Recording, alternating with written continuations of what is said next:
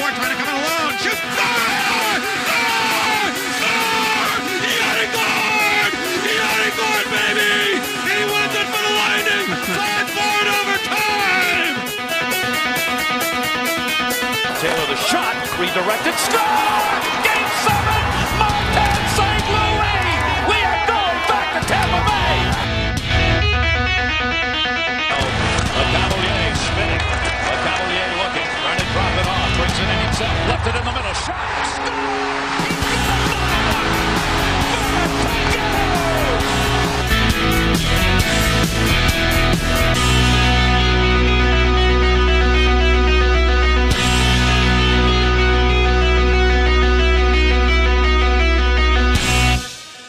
Welcome to Thunderstruck with your host, Philip Wunderlich, and your co-host, Jake Ricker. Jake, we have a lot to talk about. In the offseason, it's been pretty busy for us, including our GM stepping down, the preseason events going on, and a new claim, as well as Erik Karlsson going to a new team. Let's start with, first things first, the most important thing, starting with Steve Yzerman.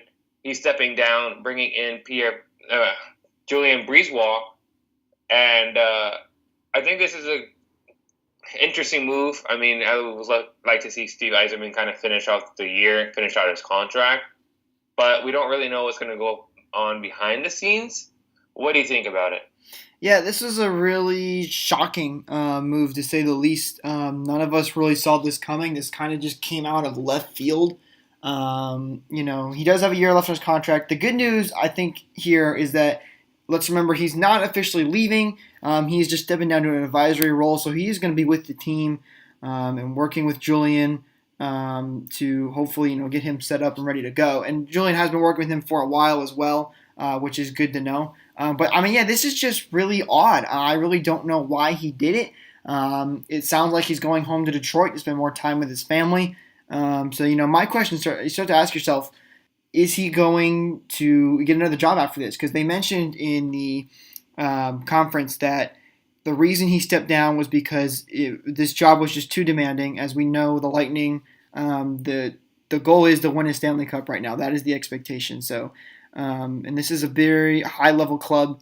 And he wants to be more time with his family, and it was just taking too much of his time. The question is, can he go get a lower job with like Detroit?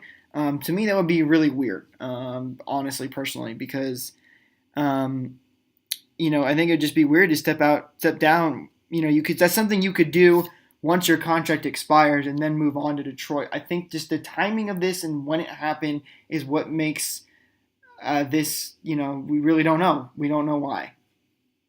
Yeah. Well, like I said, too, his family's in Detroit. We don't know what's going on with his family. We don't know if his family has any health issues. We don't know if he himself has anything. I mean, there's nothing that came out. Probably won't come out until after the contract expires with him anyhow. Very true. So it's kind of like you're in the dark almost, and you don't know what's going to happen. And like you said, he could go back to Detroit. I mean, that's where he spent most of his career, in Detroit. So, I mean, that would be a good fit for him. And the GM over there isn't the greatest anyhow, and his contract's expiring too. So it could go over there, but like you said, it's going to be interesting to see, especially considering that it is still in our division. I mean, you have the Lightning, who's in the Atlantic, and Detroit, who's both in the Atlantic, and he's kind of like going over to the opposite side there. Yeah, personally, I don't see him going to Detroit. I think he might just retire, honestly. Maybe a couple years down the road, he could come back into the game. But it's so weird. And we don't know a lot of information, like you mentioned. We still don't know a lot. Hopefully, we will learn more soon so we can better understand the situation. But I don't think he goes to Detroit. Because they mentioned it was a time issue, I don't think he would go to another job that would eventually become just as demanding if the whole issue originally was to spend more time with his family. Yes, he's now with them in Detroit, but remember, his family did live in Tampa until, I believe, last year when they moved back.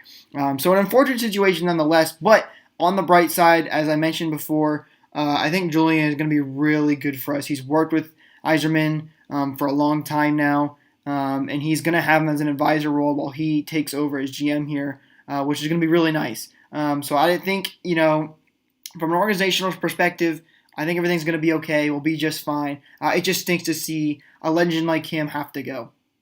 Exactly. And like I said, Julian is going to be a decent GM. He was basically in Yzerman's footsteps since he's been here. And he knows how to run things. It's not going to be a terrible thing. That's why I said it in the beginning. It's going to be interesting. I mean, it's not a bad thing that he's stepping up. And it's about time for him to step up into an organization because he's been in, like I said, Yzerman's footsteps since he came here. Right. And then the next thing that I want to talk about is Erik Karlsson going to the Sharks. Erik Karlsson is the big fish, no pun intended, in the offseason. They didn't want to lose him for nothing, so they traded him out to the Sharks for a few decent players, Dylan DeMello and Chris Tierney. So it's not bad, but at the same time, you were kind of expecting him to come here. He could still come here in the offseason. There's no contingency that he stays in San Jose, but it's just interesting to see. Yeah, this was a shocker. We've seen a couple of times. We know Bolts fans got excited when we heard a deal was close to being done. I know a lot of fans were looking forward to having Erik Karlsson. But, man, how about Brent Burns and Erik Karlsson on the same line? That's going to be pretty crazy. But I think this is actually good for the Lightning. We really don't need Erik Karlsson. He was basically just more icing on the cake. We got guys like Victor Hedman and Ryan McDonough. So it would have been really hard to fit Karlsson in here. We would have given up a lot because we are a deep team. Now, I know people are thinking, what about the price the Sharks gave up? How come we couldn't beat that price?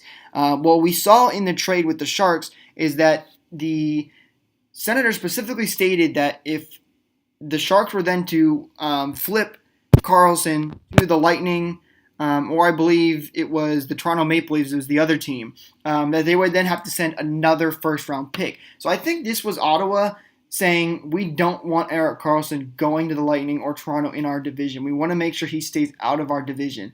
So I don't think Ottawa was inclined to take our deals at all, whatever the offers may have been. Now, like you mentioned, though, he can come to us in the offseason, which would be awesome. And I think that kind of depends, on how we do this year and if we do have the money available. Because remember, he did say he does want to play in Tampa. Yeah. And there's a lot of pending free agents that we have as well. Excuse me. You got Yanni Gourde is going into free agency. You got Anton Strawman, and so you have big players that you need to sign in the offseason. But like you said, it would be really nice to get Erik Karlsson to play on our team, especially since he's right-handed. So he'd go slot in very nicely right behind Victor Hedman on the second pairing.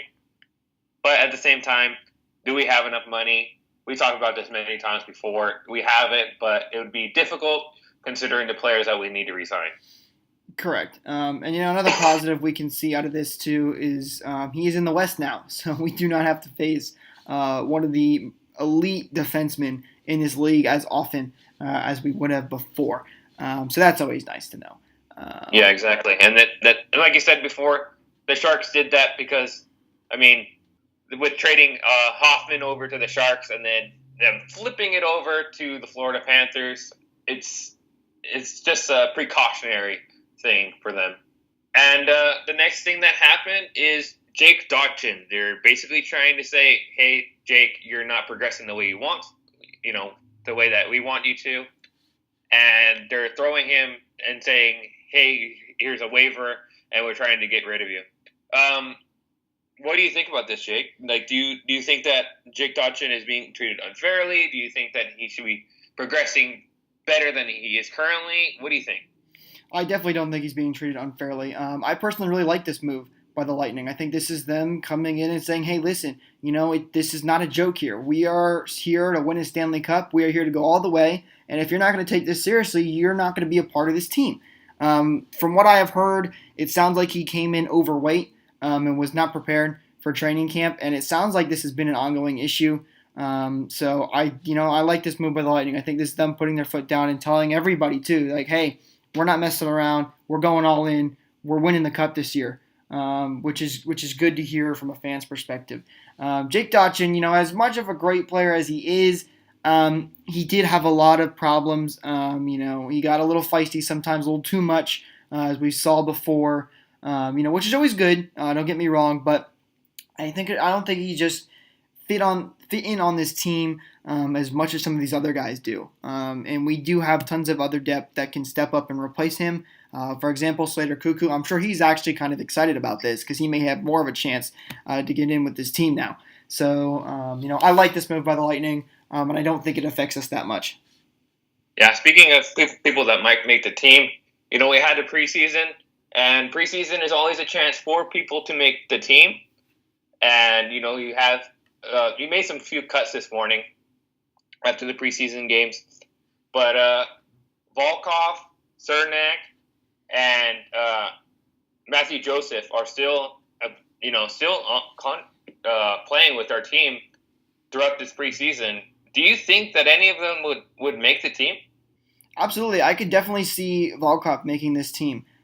He's played fantastic throughout these few preseason games. Something that I've mentioned before in our coverage is that he's got speed like no one else. He's really fast, and I've seen him a couple of times, jump on opportunities and zip down and steal the puck away and get a huge offensive chance. So Volkov, he fits perfectly on this team. This team is built through speed. This team is an offensive juggernaut. We got guys that can jump on the puck and shoot the puck and make great plays. So he fits perfectly in this environment. So I think he is definitely the number one guy that we could see fit on this team. So we'll see what happens the next couple of weeks here as preseason gets ready to wrap up. But he's definitely my number one pick. What about you?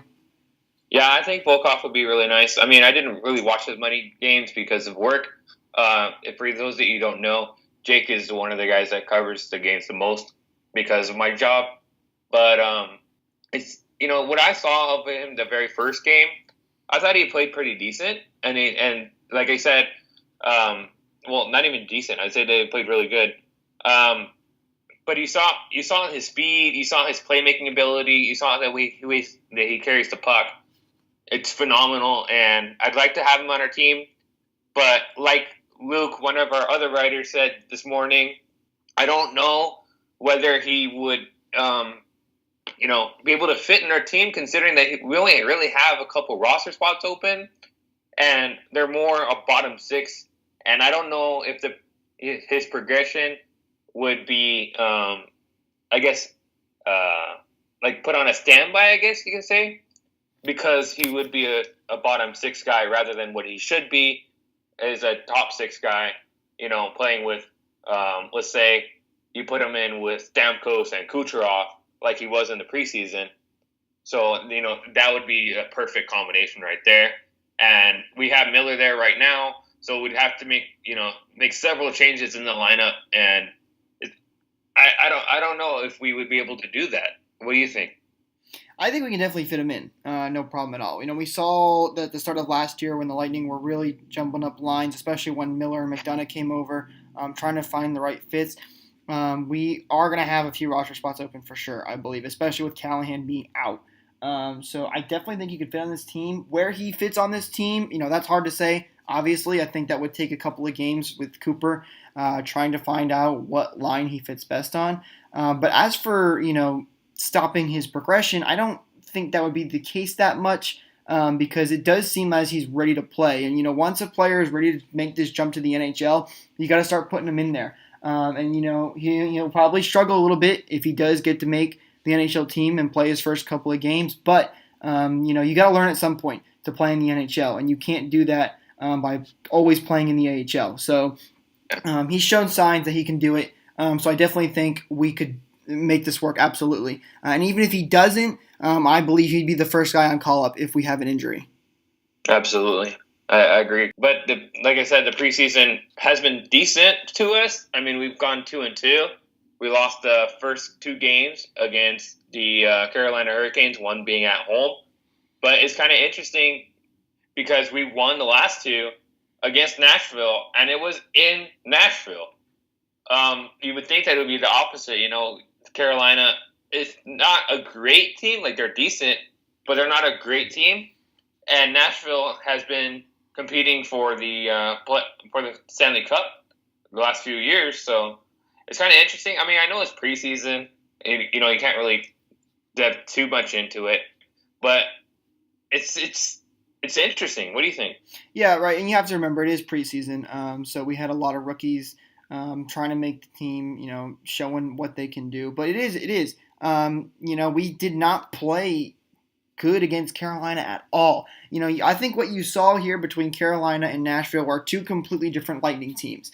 The team that played against Carolina played a lot slower. They made, sloppy little mistakes.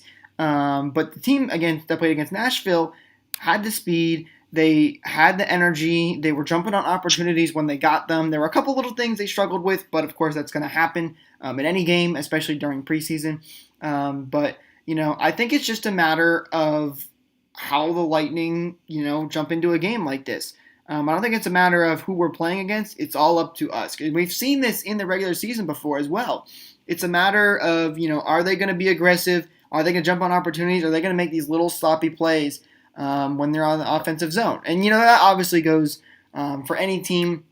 But I think it just shows we have the talent. We have the ability to win now. And it's just a matter of, what team shows up. Yeah. And then the other thing that I want to talk about as far as the preseason is Danik Martel. Danik Martel is a player that came from the Flyers. Philadelphia put him on waivers, and the Bolts claimed him off. And Danik Martel is actually a pretty decent guy for the Flyers.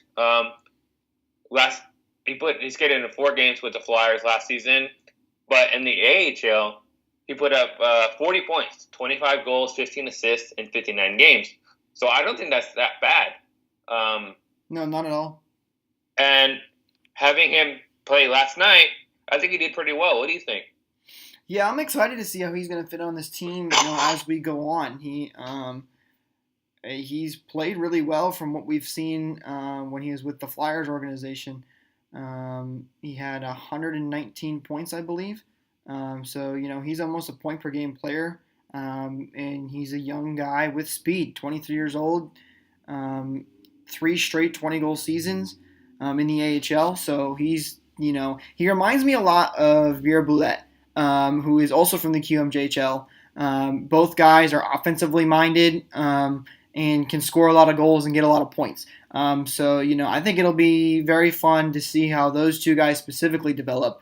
And I think it's a great pickup for us. We got him off waivers, which means we didn't have to give up anything at all, which is really nice. So he's definitely a great pickup, and we're just adding to our depth that we already have. Yeah, exactly. And like you said, if you even went to the AHL, and Barrett Blett would probably go to the AHL as well. So, I mean, that's, 2 really good players that would be in the AHL, and they could progress that way. And like I said, I'm really excited for it. Unfortunately, like I said, the cuts were made last night. Pierre Boulet is not one of those players to make the roster or, continue on the roster. But, yeah, I think they're going to be both interesting playing for Syracuse. Syracuse was going to have a decent team again this year. Last couple years, they've gone to the playoffs and competed for that Calder Cup. So I'm excited for that as well. Yes, this will definitely be a duo to keep your eyes on and see how they do down in the AHL. Very exciting. Cal Foote, another guy that only played, I believe, 1 game and was also sent down. He'll probably play more in the AHL this year. Another guy to keep our eye on, though. So it's really nice to see that we're sending guys back down that have still played really well in the preseason, which just, again, tells you how much depth this Lightning team has and how good we have been at drafting players and signing players out from free agency. So it'll be really exciting to see what happens. Yeah, I agree with you. And the last thing that we have to talk about is Jake actually got an interview with one of the trainers, and he's actually kind of close to him. He's neighbors to him. So How was that? How did that go? Yeah, I'm very excited about it. Hopefully we can get it out to you guys very soon, as we're just finishing up some editing. But it was really cool to really hear about the ins and outs of how the head athletic trainer works, and how that department goes about their everyday business. So it'll be really fun for you guys to listen to. I hope you guys enjoy it. I can't wait to get it out to you guys. Absolutely. So the other thing I want to talk about really quick is the I lost my train of thought. The thing that's going on today. What's that called? What is it? The thing that's going on today. Oh, FanFest. FanFest. Thank you. FanFest. That's something that we talked about before. FanFest could be a place to release the third jersey. The Sharks just released theirs last night, and the Lightning could release theirs tonight. Who knows? We talked about how it might look. It might bring back the Storm jersey. It might bring back the old black 2003 jersey. It might even be that diagonal one, that we had 2 years ago. But what do you think? What do you think that? Do you think that it might be released tonight? What do you think that it might look like? What do you think?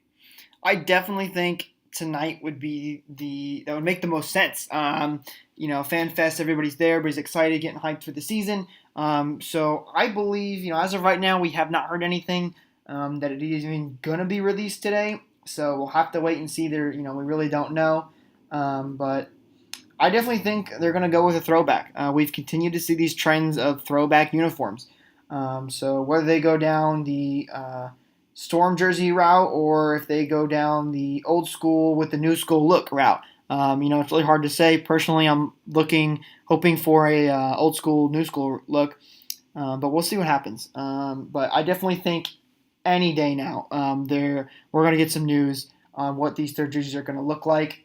There's not that much time until the regular season gets going, so it should be very, very soon.